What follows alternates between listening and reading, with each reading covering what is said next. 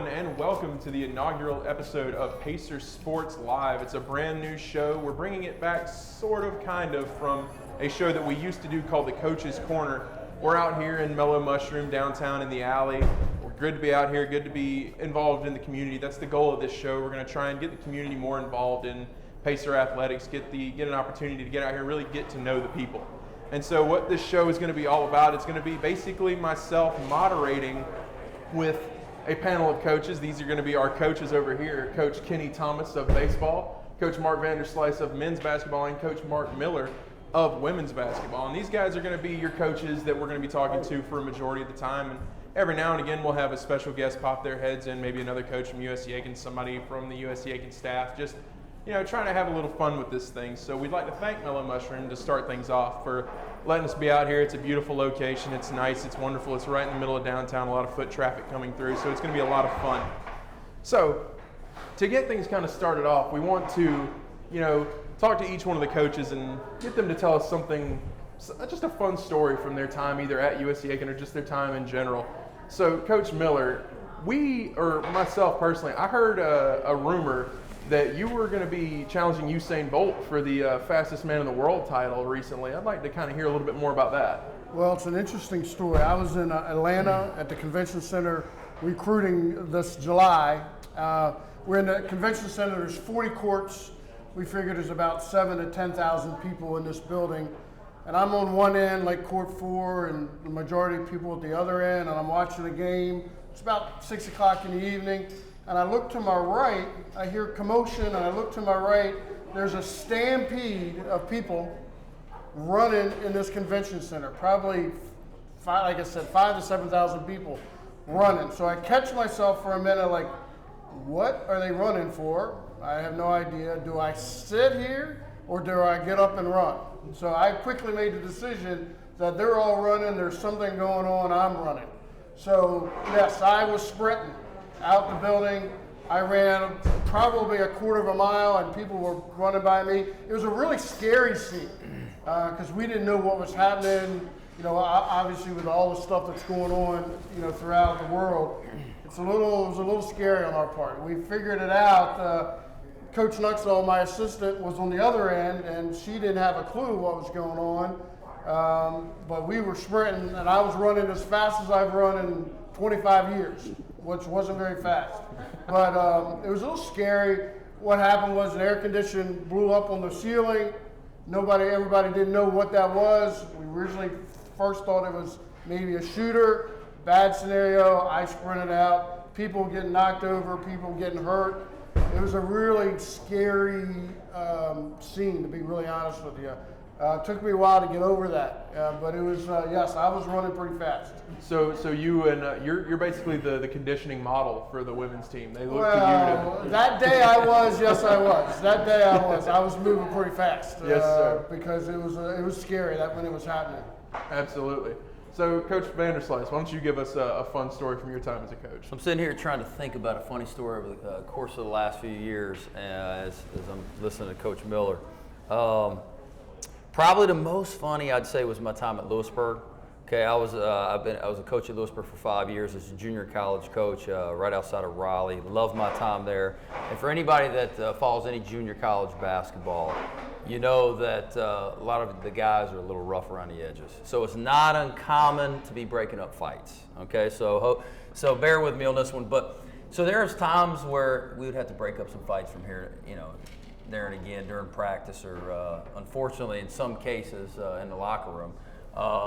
So one time, in Lewisburg, I got to lay the scene out for you. It's kind of the locker room is in it's under the gym, so it's kind of in a dungeon, so to speak. So things can kind of come and go in the locker room, creatures, so to speak. So one practice in particular. Didn't have the best practice, and guys started going at each other a little bit, and so I come in the locker room and I hear two guys going at it.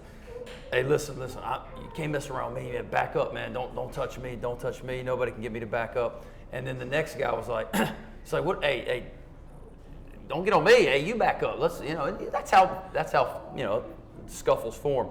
And literally, I'll never forget this. About that time, as I'm walking into the locker room, and 2 guys and 13 guys right there, all huddled up, going at each other, I hear this and a little mice literally goes right down the center of the locker room. And so for 15 guys that are supposed to be tough, rugged, junior college kids, literally half of them jump on their lockers, and the fight was broken up from that point. So I'm not even joking. I literally said, wow, that was the easiest thing I'd ever had to do before. No fight, just throw mice in there and we're good. And the mouse was then your assistant coach from that point on, yeah? That was it. We were done. Absolutely. And Coach Thomas, your storytelling abilities are something of a legend around USC Aiken. You're well known for your storytelling. So why don't you go ahead and give us just one of your famous stories. Just one. Just one. Just one. Well, if you like to read, if you like to find out about several of them, you need to get my book. It comes out after the first of the year. It's called You Thought You've Seen It All, but Obviously You Ain't. And it's full of a lot of stories. But I'll tell you, in the last year, I've had 2 players come up with a concussion. Now, I don't see Brandon here right now, but you know, back when I played, when you had a concussion, you went out of the game and you counted 1 to 10, and then you'd count back 10 to 1 going back in the game. It's not quite that easy. When I was playing football, I had a concussion, and they claimed that I came back in the dugout going 10, 9, 8, 7, counting still backwards. But nowadays they're out for 3 weeks or so. So in the last 2 falls, I've lost 2 different players for a concussion for a couple of weeks each. Last year, one of our middle infielders, I guess it's all right to say his name, ain't it? If you're dumb, I guess. But Joey Smithers, one of my favorite players from out here in Aiken, one of our catchers came out in the middle of the day and wanted to work on throws down the second. So Joey happens to be sitting in the players' lounge, and he's a middle infielder, so we get him to go out and catch the balls as the catcher's throwing down.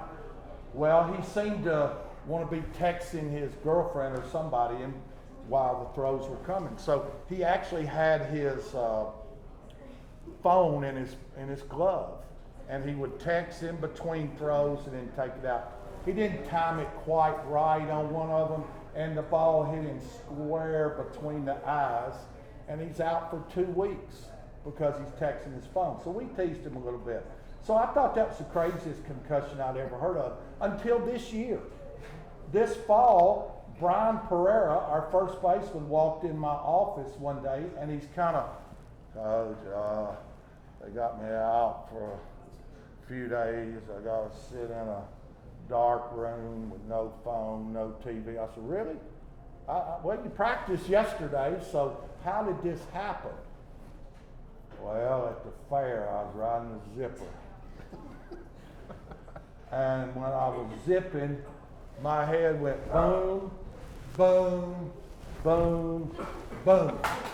And when I got out, my head was going, So we lost Brian Pereira for 2.5 weeks because of the zipper at the fair, riding a zipper at the fair. So his nickname now is Zip. I think that's a good one. So everybody call him Zip from now on. I'll be sure to the next time I see Brian walking around. Okay, and so that's a fun way to start off the show. So we're going to get into something, you know, some more like sports-related topics now.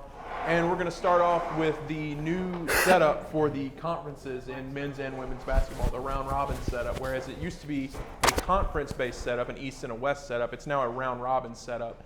And so we're going to talk to the coaches about how that's affecting, you know, your schedule and the way you play the game. And we want everybody to talk about that, you know. So if we're talking just about women's basketball, don't be shy. Feel free to pipe in with anything that you can, you know, add to the subject. So this is mainly for Coach Miller and Coach Vanderslice, but Coach Thomas, if you have any input on it, or if you want to talk about how that would affect you if you were, if baseball were to go to a similar setup, we'd love to hear from you. So Coach Miller, Coach Vanderslice, how is that round robin system affecting your schedule and the way you're playing it? Well, first of all, the key thing is Coach and I both voted against it. Neither one of us felt that was the best thing for the Peach Belt and for us in particular. It does make it different and challenging. Now we have 22 conference games. What did we have before, 18? Yeah, 19. 19 before. So that gave us a couple more non-conference games. But with our feeling was with 22 conference games, we felt us beating up on each other in the conference, somebody was going to lose out on the NCAA bid because of us beating up on each other. Mark and I, it was 5 or 6 votes on our favor and everybody else was on the other side. They felt like the scheduling was done easier with 22 games. We looked at it as, is it going to help us get teams in the NCAA tournament? And I think whether it's on the women's side or the men's side, somebody's going to be on the fence and going to get knocked out because of the way our conference is right now, having to play 22 league games. And so you would say that it has made your schedule more tough now? Yes, we play 7 games against current top 25 teams in the country right now.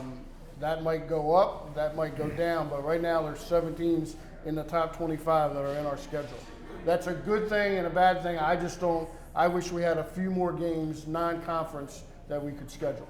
Absolutely. And Coach Vanderslice, how has it affected your schedule, specifically your out-of-conference schedule? Have you been seeing tougher opponents have to be scheduled out of conference, or? Well, first off, to go back to your initial question on the reasons why we liked and disliked it. I mean, there's some positives in it. You have a clear-cut winner at the end of the day. There's no subjectivity. It's a double round robin. Those are some good things, but I think that's the easy way out. I think I like to make decisions based off of what's best for the school, what's best for the conference, and we looked at it from a holistic standpoint. Is this going to better our opportunity to get 4 Peach Belt teams into the NCAA tournament year in and year out, especially with the up-and-comers of the SAC. 2 years ago, they had 4 teams that made the NCAA tournament. This past year, they had 3. So we wanted to put ourselves in a position to say, hey, we're able to build up our RPI against non-conference opponents versus beating each other up early on in the year. And so right now, we want to put ourselves in a position to be prepared for the conference teams. And for us, the NCAA rule, you're only allowed 26 regular season games. So, however the conference has been dispersed, whether it's 19, 20, or 22 games, you only get 26 games regular season unless you are in a region challenge in the first weekend of the season. For us, we weren't in a region challenge, so I'm faced with a dilemma of only having 4 non-conference games heading into our first conference opponent. So for me, I wasn't a big fan of it because I think it puts us in a position to not be as prepared. But I do understand. I understand some of the coaches wanted it because it was an easy opportunity to play 22 games. It allows coaches to not have to make a big non-conference schedule. But I didn't look at it like that. I just felt like whatever we could do to put us in a position to make the NCAA tournament was what I was going to be up for. Absolutely. So, Coach Thomas, if you were to have a similar situation, a similar way of playing in baseball, how do you think that would affect the way you schedule things and the way that you play? Well, the first thing I always say in all these wow, thank you, Dad. That was nice. I always say during these conference calls, is this conference call about NCAA tournament or is this conference call about the best for the Peach Belt? Because we as baseball coaches, we get on our conference calls and it immediately turns in to trying to get in the NCAA tournament. That's where it always ends up there. We got to get more teams in the NCAA. Well, we all know that with our setup, there's only going to be so many teams make it to the NCAA. Some good teams getting left out in baseball, many good teams, but usually 2 or 3 good teams in our conference is getting left out because D2 believes in regionalization, which I disagree with. They need to take the best teams in the country, not the best 6 teams in a region. So, but we play everybody now. Now, we had a year or 2 where we had so many teams that there wasn't enough weekends for us to play everybody. Now, we play 3-game series. So, right now, it's working out where we can play everybody. We play 30 conference games. That leaves us 20 non-conference games. Conference schedule, we used to play 56, now we play 50, and it's harder to schedule 50 than it was 56, because now at 50, teams will pick and choose who they're going to play. because they'll play 30 conference games. They don't have to play certain people. So now it's become very difficult on non-conference schedule. But in baseball, the 3-game series works good. I'm for playing everybody if it's possible, if it doesn't take you back to the second weekend of February. I mean, we don't want to be playing conference second week of February, just like Mark said, you need a few games before you play, and we need that too. But I think not playing everybody in the conference is a big mistake in baseball. I think you need to try to play everybody. Absolutely. And so now we're going to shift things into a little bit more specific, specific to each team. And, again, as we said, just because we're talking about women's basketball, don't feel the need to, stay quiet. Feel free to chime in with any opinions that you guys may have or any questions that you guys may have for Coach Miller, Vanderslice, or Coach Thompson. That's how we want to run things. So we're going to start off with you, Coach Miller, in women's basketball. So in the preseason Peach Belt polls, you guys were picked number 6 overall in the Peach Belt. Do you feel like that was too high for you, too low, or just right where you wanted to be? Well, I felt like we could have probably been anywhere from between 6 and 10, depending on how you looked at it and how you voted with our players. Everybody, Kwajalein, everybody was assuming she would be back. She's out for the year with an injury, so a lot of people didn't know that in voting. I think they would probably voted differently if they would have known that. But we probably should be somewhere between 6 and 10, realistically.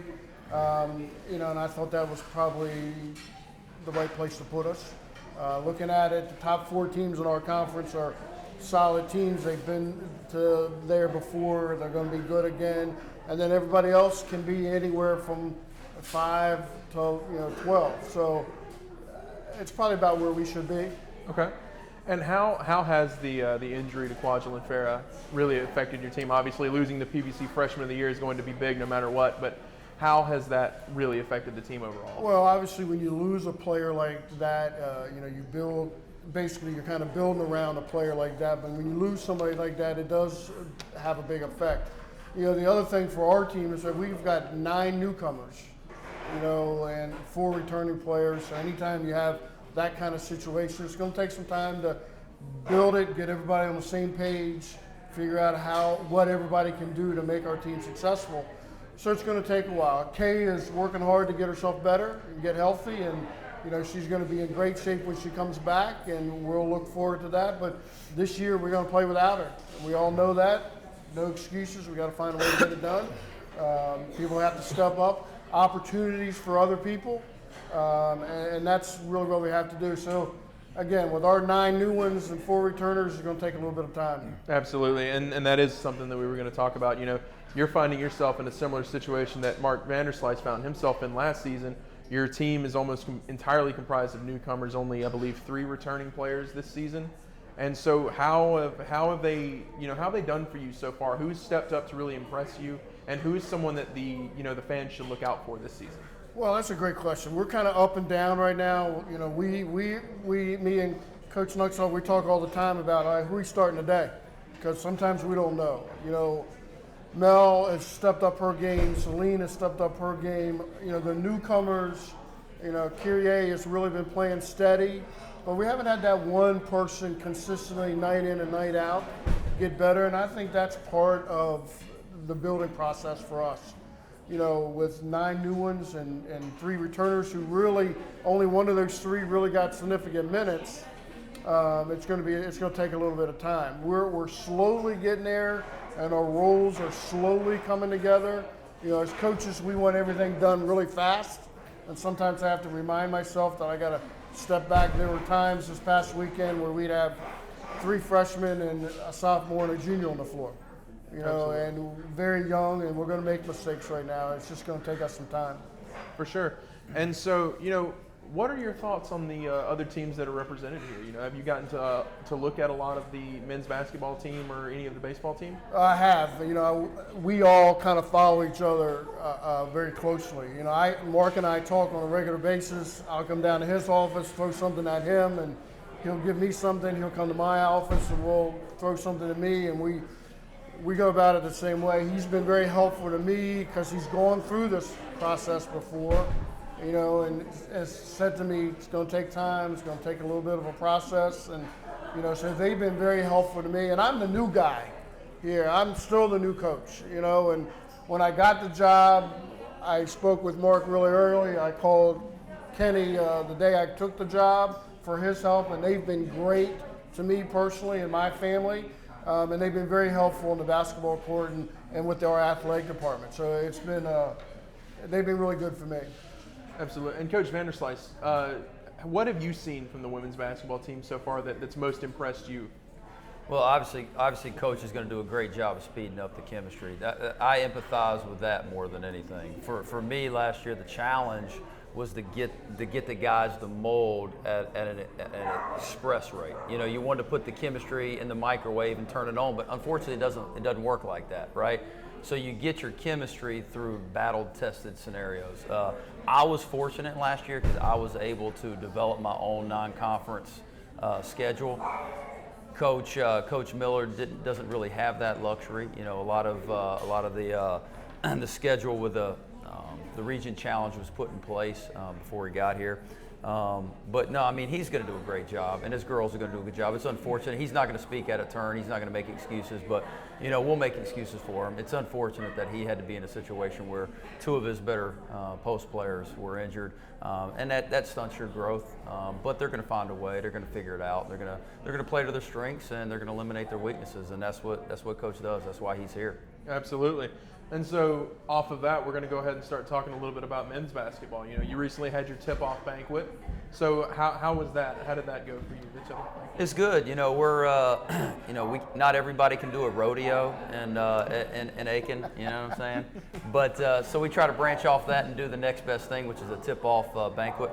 So last year we brought in Dave Odom to speak to our supporters, our fans, our boosters, anybody that wanted to come enjoy a good night.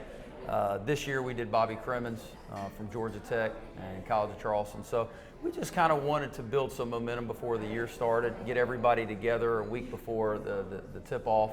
And that's, you know, I mean, it's a good fundraiser, but all in all, at the end of the day, it's really just to bring a level of camaraderie amongst our fans. Absolutely, and that's something big. That's something that we're trying to do here with the community outreach things that we're doing. That's really awesome. And so I'm going to ask you a similar question that I asked Coach Miller. You know, you guys were picked 4th in the PBC to start the season. How did you feel about that? Too high, too low, just right? No, I think it's fair. You know, last year we were picked 11th, which, you know, I didn't expect us to be picked any higher than that just because we had, you know, not one returning player and 13 brand new faces. So we were kind of a question mark within the conference. This year, you know, people know about us. They know our recruiting strategy. They know our philosophy. So now we're not an unknown. You know, now teams and coaches in the conference know what to expect out of our program. So I think 4th was fair. You know, we finished 3rd in the conference last year, and I think, you know, we'll be in position to compete for the tournament title and the regular season title. But yeah, 4th was just about right. Absolutely. And so this season, you're returning a lot of those players that you had last year that were coming off a team that, as you mentioned, was just kind of put together over the course of an offseason and a completely new team. So how do you feel that this team is going to gel with its new members? How they're going to gel together? Well, for one of our better players is an actual teammate of one of our former players. So who is actually here, current players, I should say. So I don't think that the gelling process isn't going to be as tedious this year as it was last year. You know, this year we're fortunate that our players can actually teach our other guys. Where last year, and that's why I say there's no substitute for experience. I mean, they're golden nuggets. There's nothing that can take that place. So they're not listening to my voice as much. You know, they're listening more of the player's voice, and they're hearing what type of battles they went through the Peach Belt.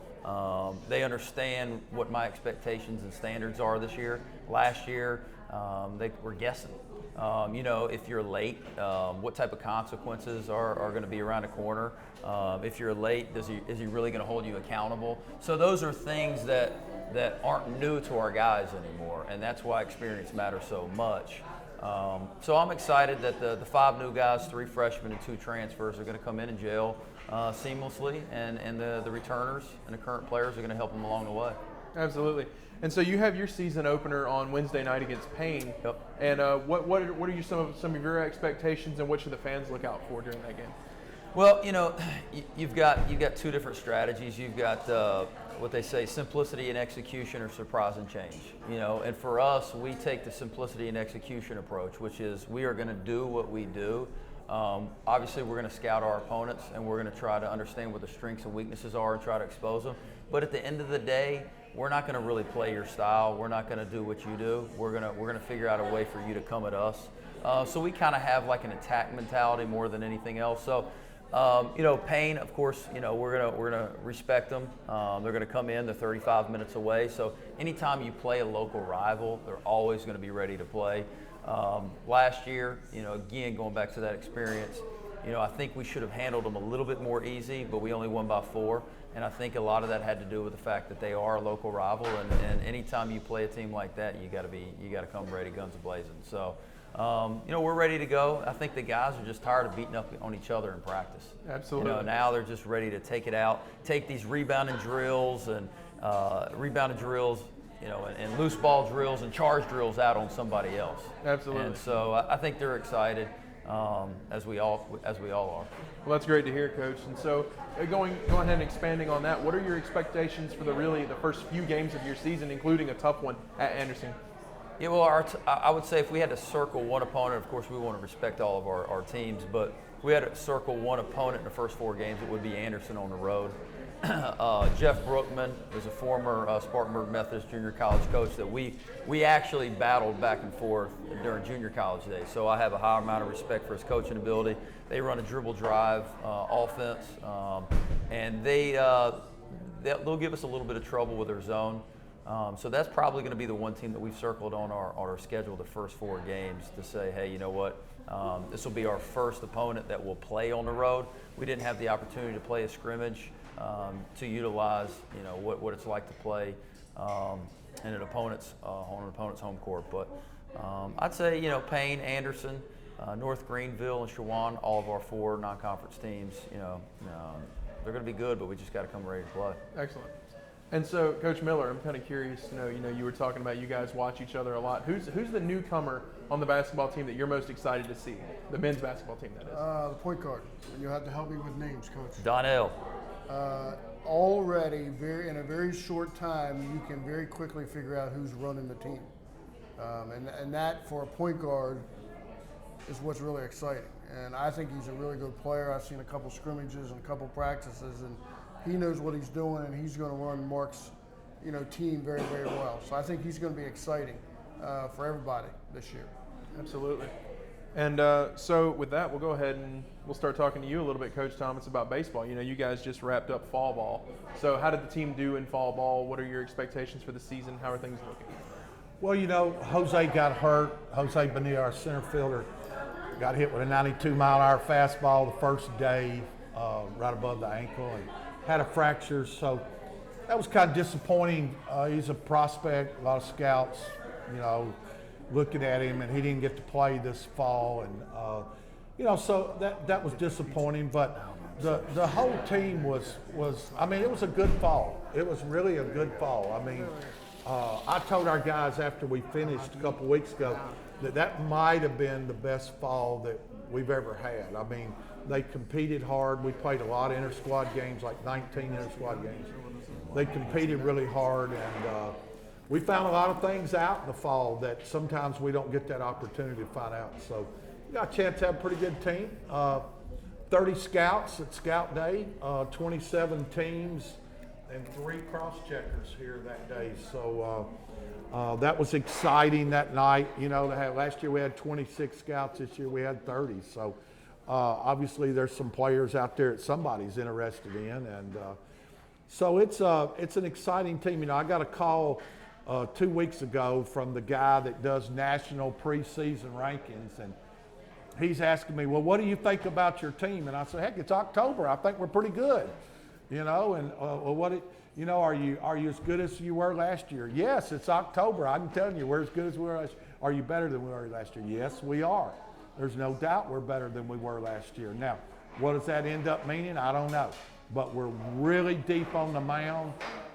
We've got some really experienced players in key positions coming back. So, we'll see. We'll see.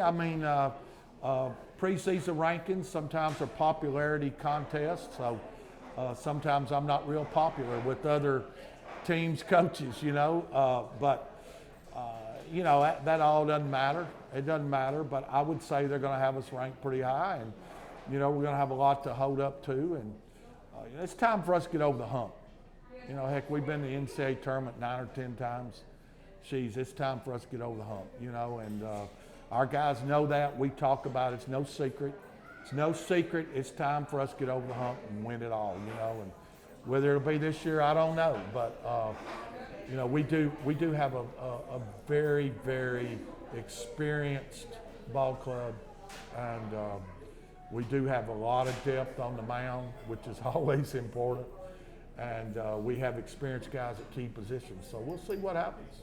Yeah, and actually, I was actually interested in that. You did lose a couple of players to graduation in the draft, specifically your pitchers. And how hard is that going to be to replace those guys? Well, it's always challenging. I mean, we ran 8 guys out there 90 miles an hour plus on scout night. So I think we got a few that can pitch. Well, again, it's easy to pitch against your teammates after you've played. I always say beginning of the fall, the pitchers have the advantage. The end of the fall, the hitters have the advantage because they're seeing the same pitchers over and over. But it's always challenging, but I think this year, can we replace Connor Riley and Joey Benitez? I mean, I don't know. Them guys were pretty good last year. Both of them signed pro contracts. Can we replace them? I don't know, but I can tell you one thing, we can sure go deeper. We can go way deeper. We don't have to have a guy like Joey Benitez go 7 and 8 innings every time he went out there. I mean, we're going to look at our starters going 6, maybe 7, and we're going to that pen, and we're going to get the sick'ems again, is what I call them, the sick'ems. In the last 2 innings, bring on the sick'em boys. Go after them, sick them. Let's go, and that's what we intend on doing. What are they called again? Sick'ems. Sick'ems. Sick 'em boys. Okay. I don't know that I've ever heard that, but that's very interesting. Well, you pick up the phone in the dugout, you call down the bullpen, you say, get me 2 sick'ems up, and we're going to call on one of them to come after you. All right. Sick 'em boys. Go after them. The game is over when they come in. Absolutely. And so you do have a lot of newcomers on the team despite the depth and the experience that you were talking about. Give us a couple of position players and a couple of pitchers that you think everybody should be on the lookout for. There's 3 or 4 pitchers. Hunter Schuff is a junior college transfer. He's pretty good. McElroy, I ain't even learned how to say his name yet. I just call him Mac. I don't know. Spelled, I don't know, something up north. McElY. I didn't even learn how to spell it yet. But yeah, he's pretty good. He's pretty good. He's got a really good arm, can throw pretty good. Yarborough, Josh, junior college pitcher, pretty dang good. We just keep running them down the list. We got a couple, when you add Spence and I call him Airhead, but Airhead gone or Aragon, whatever you want to call him. He left-hander pretty good, 92 miles an hour. So, those guys, Chandler Rogers, new shortstop, he's going to be a real good player. One of the big things for us, we would have been a whole different team last year if Philip Watcher hadn't had Tommy John in August. Playing in the Coastal Plains League, he pitched, played second base. He was pitching, tore his elbow up, missed the whole year last year. But he's actually a newcomer, although he was here last year walking around holding his arm all the time. But he was here, and what a player he is. He's some, and we got a bunch of them out there that are going to be really good players. But we got some experienced guys with Weeks and Bonilla and Andre and Niall Goins and Brian Pereira. And heck, we got the junior college Golden Glove Catcher of the Year. So our catching is really deep. We have 2 JUCO catchers that are really good. Plus we got Connor Durden back, which is pretty dang good, So I can relax a little bit back there behind the plate this year. Absolutely. And so let's switch gears a little bit and talk about USC Aiken sports in general.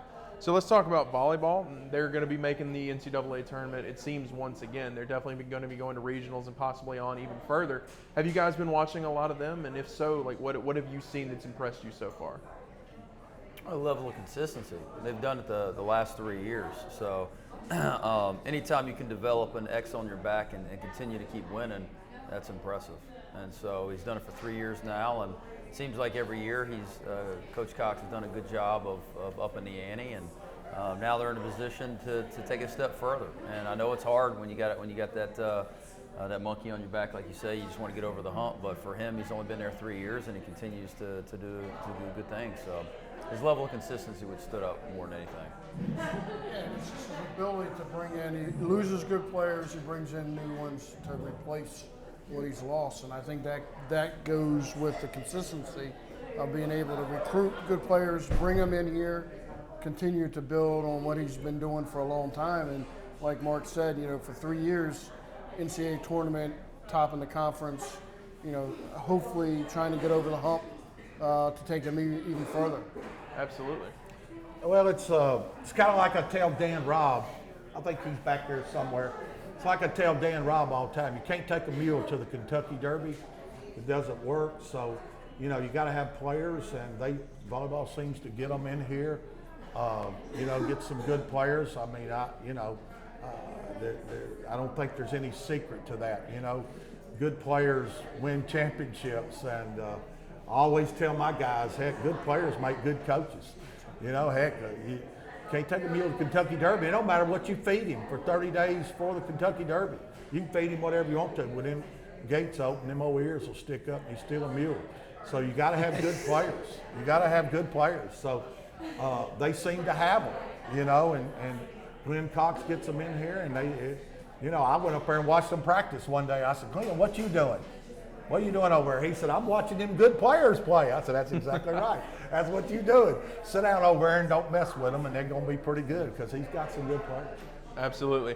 And so this is just a fun one. If USC Aiken were to have a Coach of the Year, who do you think would end up winning that award at the end of the season? We'll take your answers now. We'll remember them, and we'll talk about it later once the spring season does wrap up, and we'll assess your predictions from there. So if you could pick a Coach of the Year, who would each one of you pick?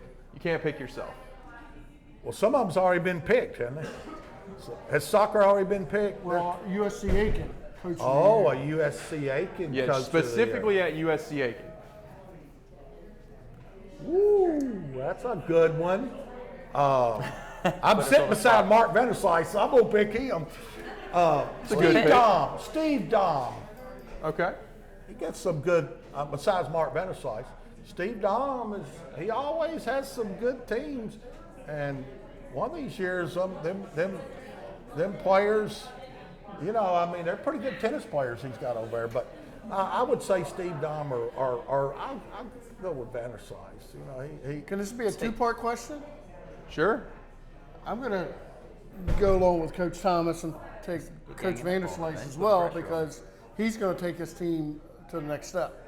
And I'm going to throw him in there, and I'm going to throw Mike Carlisle.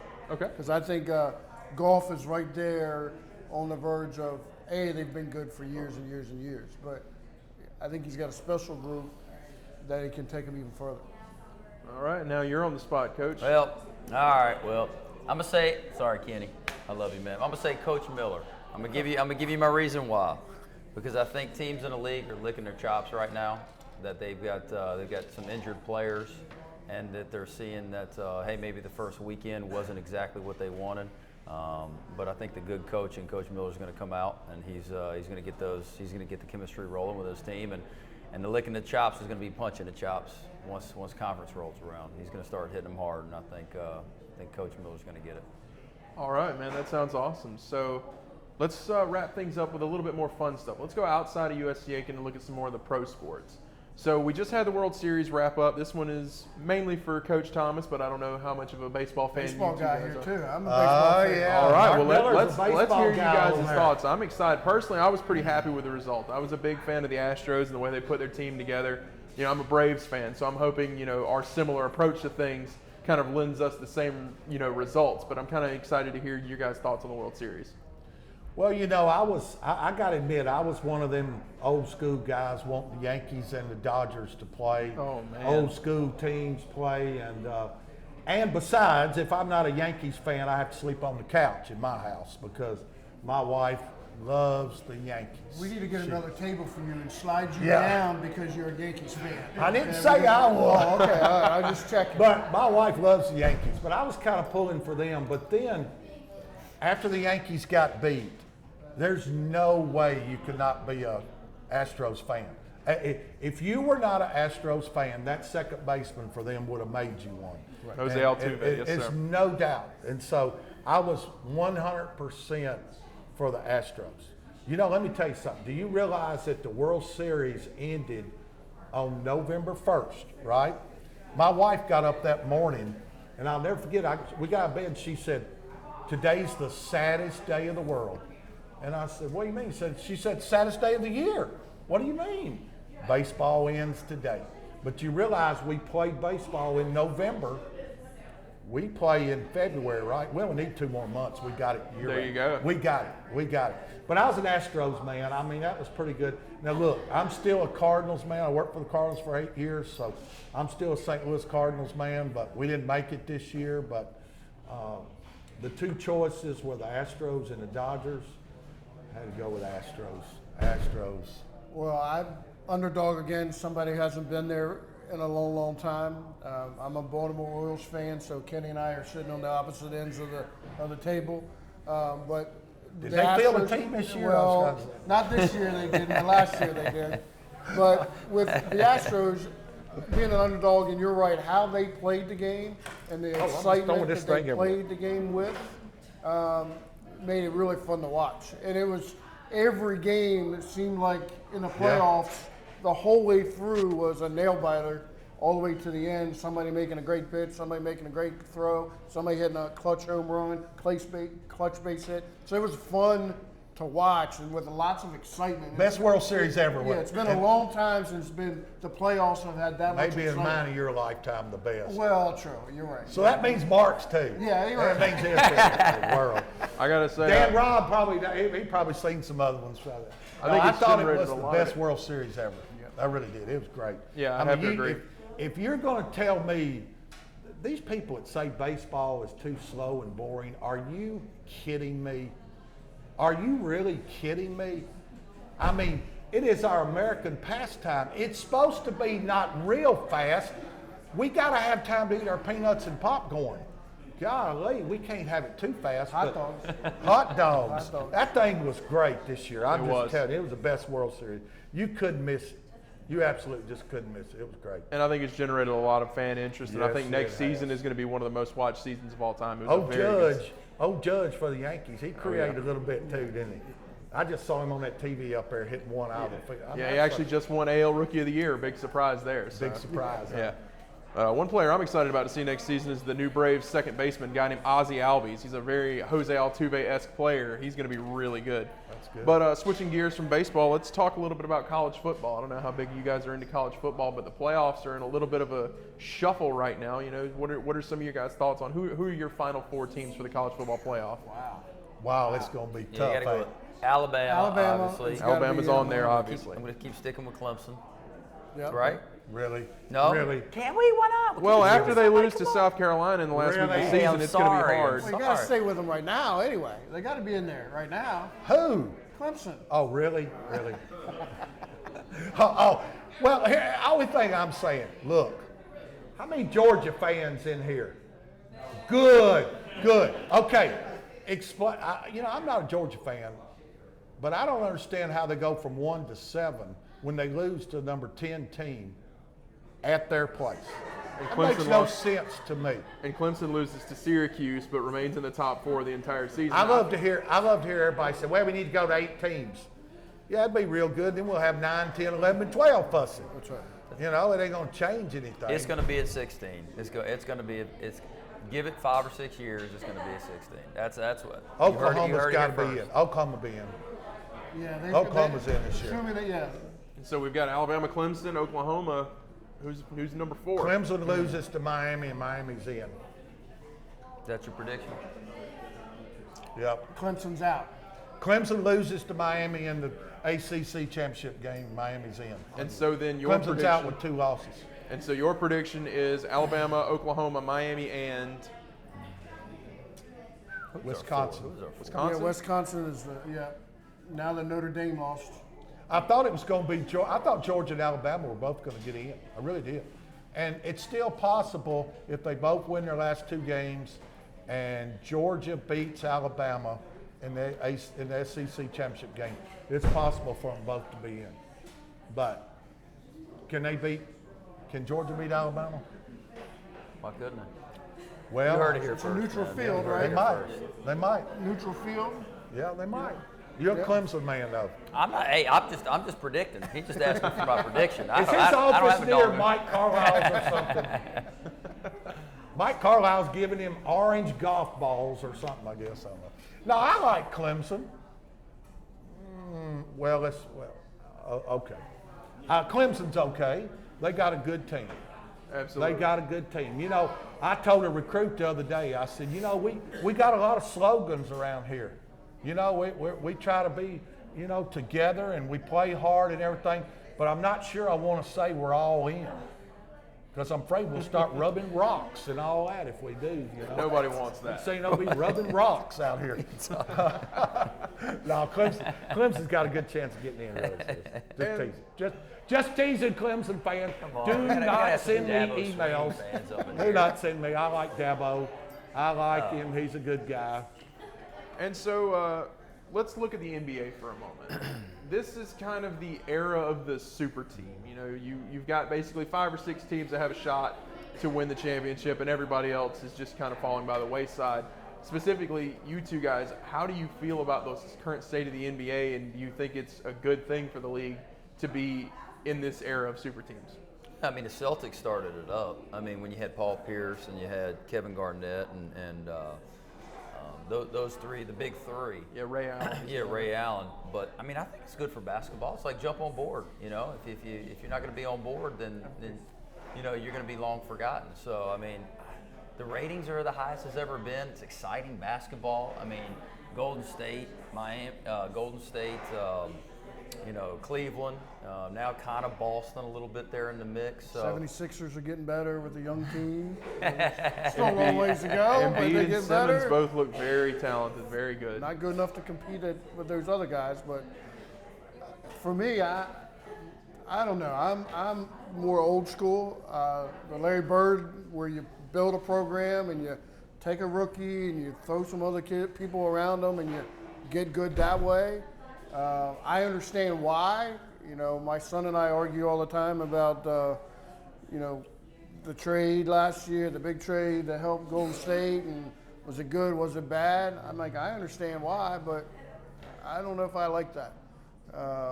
And you're right that the ratings are high, and I think got some really good players, some really good young players that are in that helps the ratings. I'm just not a fan of putting it together that way. I think it's the old school way is kind of how I like it. Yeah, Absolutely. I haven't seen any ratings.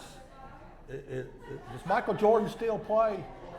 You don't know, he actually owns a team. He does? He's the general manager of a team. I'm with Mark Miller. I like the old school. I loved it when Larry Bird and a Magic Johnson. Gosh, he won't even remember that stuff. These guys want rings, man. You got to understand, these guys want rings. They want to be. I mean, you look at Durant, right? He didn't want to play with Westbrook anymore. You know, he was tired of being the second fiddle, even though he was the first fiddle to the head coach. Westbrook took over, and he wants to, you know, he wants a ring, and so he wants to go down a legendary status, and he wants to be in the conversation as one of the top 10, 15, 20 best players of all time. I mean, Charles Barkley, you look at him. I mean, he's a great player, but I know they talk about him being one of the best power forwards ever, but he doesn't have a ring, so he's out of that equation. So that's the one thing they got on Charles Barkley. So. Guys like Kevin Durant, you can't. I just don't. Might not be great, you know, to some of the old school guys, but at the end of the day, really, did you just call us old? You just called us old. But I think it's fun to watch, and these guys want rings, and that's what they're in it for. So, Absolutely. I think the bigger question is the one and dones. You know, I mean, that's one of the bigger questions going on around nowadays. You know, Yeah. You know, how is the one and done going to affect the NBA, college basketball, so forth? So, Yeah, it is becoming more prevalent, and it almost makes you wonder why they don't just go ahead and allow high school seniors to be drafted out of high school. Well, you think about it, it came down obviously from the NBA. I mean, it's all about money, right? So if you think a lot of those guys in the one and done situation, these big time multi-million, sometimes multi-billion dollar franchises, are losing money on first round draft picks. So, the best way to gauge if a guy is ready for NBA is to not look at him in high school, it's to look at him in college. They don't care if they graduate or not. They just want to make sure that their product is good once they step foot on the NBA court.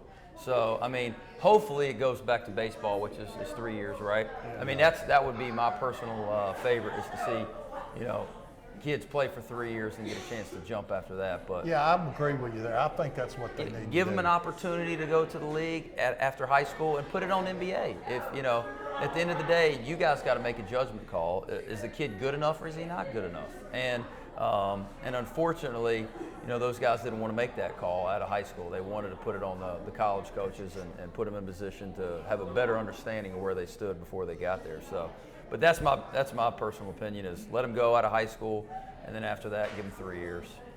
Certainly. Locked in 3 years. Yeah. And so this is kind of our closing segment. We kind of gauge the audience, see if there's any questions out there from anybody in there. Dan, where you at? Yeah, Dan, you said you had all kind of questions. Heckle Tom. What was your biggest brush with greatness?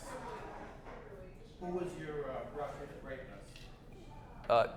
Beside me, or Yeah. Other than your colleagues. Who was my brush with greatness? Yeah. Oh, that's a good question. I would, I got to meet George Strait, and my wife ran up on stage with him. I had to pull her off stage, but Well, you got to tell your Bear Bryant story. Bear Bryant, yeah, that's a good, See? I was my life changed my 8th game my senior year in high school football, because I was a heavily recruited football player. And I had narrowed my choices down to Alabama or Tennessee. And I was telling both of them my deal was I wanted to play baseball also. And I hurt my knee, run the kickoff back, not the opening kickoff, but in the 3rd quarter of my 8th game my senior year. And Bear Bryant, I did not know that. Bear Bryant was in the press box to watch me play. I didn't know that until after the game. And I didn't get to see him, because I was being carted off, but that would have been, but the good Lord kind of blessed me a little bit, because I love baseball the best. And if I'd have went to Alabama or Tennessee, they would have never let me play baseball. So maybe Bear Bryant, that was a brush with the Bear. I was this close to going to the Bear, which might not have been a good idea for me, South Carolina fans can't appreciate my brush. My brush was with, back in the heyday when I was in 7th, 8th grade, I think it was. That was when I loved Duke basketball. Because I'm from Carolina, right outside of Charlotte. Wait a minute, would you please say North Carolina? No, Carolina. All right, I'll say North Carolina instead of South Carolina. Okay. The only state that says that. But I got a chance to get Christian Laettner's autograph. That was my hero at the time. Now, I know a lot of people in here would be like, that's a brush for greatness? Hey, you kidding me? But that was the guy I idolized when I was growing up. I love Christian Laettner and those 92 Duke boys. So I might have to go back, Dan, to George W. Bush. oh, that's even bigger than Christian Laettner. Somehow I walked out at practice one day when we were at the old field a long time ago. We were at the old field where softball plays now, and there was these 2 guys sitting out there with their sleeves rolled up, and they had a tie on the hook. So, I'm going to go over and talk to them. They were Secret Service guys, and they went in front of George W. Bush. This is when he was running the second time.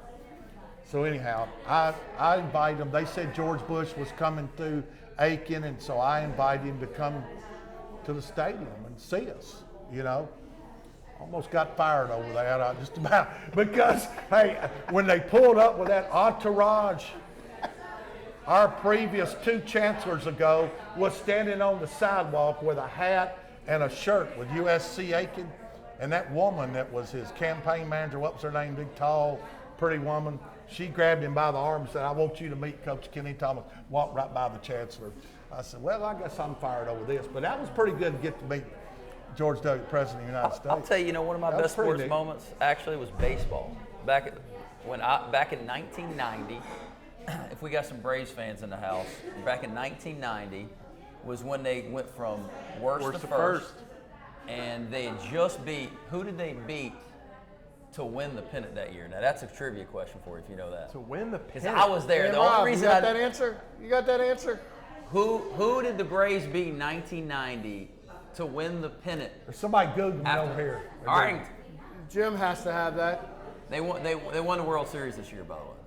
1990. That- So they they won Probably beat the Cubs. No, they beat Houston Astros. So, Oh, that's so what that is. they beat Houston, right? No, No, the the Braves no. won the World Series in '95. No. But I'm saying to win the pennant To win the in pennant. 1990. I don't know that one. So anyway, I thought it was the Houston Astros. But anyway, so my dad and my brother, we went from the cheap seats, and we went all the way behind the dugout. of You're the Braves. jumping seats. Yeah, Jumping seats. Jump seats, and that's okay. We did it. Ain't the same.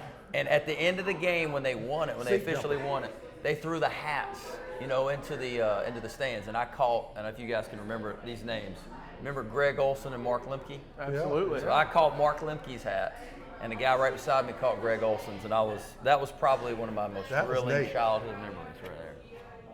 Childhood. Yeah, so. He was 19 years old. How in the world was For me, I kind of have two. A couple years ago, I'm a big Cal Ripken fan, and at his Aberdeen Ironbird Stadium, they had Santa Claus. Had a chance to meet Santa Claus and Cal Ripken on the same day. So my kids were 6 and 3. My wife and I, we drove to Aberdeen from our home in outside of Baltimore, and had Christmas with Cal Ripken and Santa Claus. Oh, so that dang. was, we got pictures of that. So that was a fun one. And then a quick story. About 5 years ago, I'm sitting in my office in my old school, and my phone rang, and I look down. It says University of Connecticut. I say to my assistant, "Wow, man, I wonder if they're calling me for a job opportunity." But that answer was no. So I pick up the phone. It's Coach, this is such and such. Gino's on the line. He wants to talk to you. I said, okay. Coach, hey, this is Gino. Wanted to know if you wanted to do a exhibition game. He said, do you have time to be able to work it in your schedule? I said, Coach, look, when do you want to play? What time do you want to play? You tell me, and we'll figure out how to get there. That's all I wanted to hear. Thank you. We went up. We had a great time. He's a Philly guy. He was really good to a Division II program. They beat us by about 90, but it was a great experience for our kids. So just those two people were, fun for me. Well, that's awesome. And so I'd say that about wraps everything up for today, guys. Thank you guys so much for coming out, and we're going to see you guys again on Monday. That'll be November 27th. We're going to be back out here at Mellow Mushroom again recording. We'd love to see all of the community. If you're watching this one, or if you're not, we'd love to see you come out and maybe meet Coach Thomas, Coach Vanderslice, and Coach Miller. But that's going to about do it for us here at Mellow Mushroom. Thank you so much for tuning in, and we'll see you next time.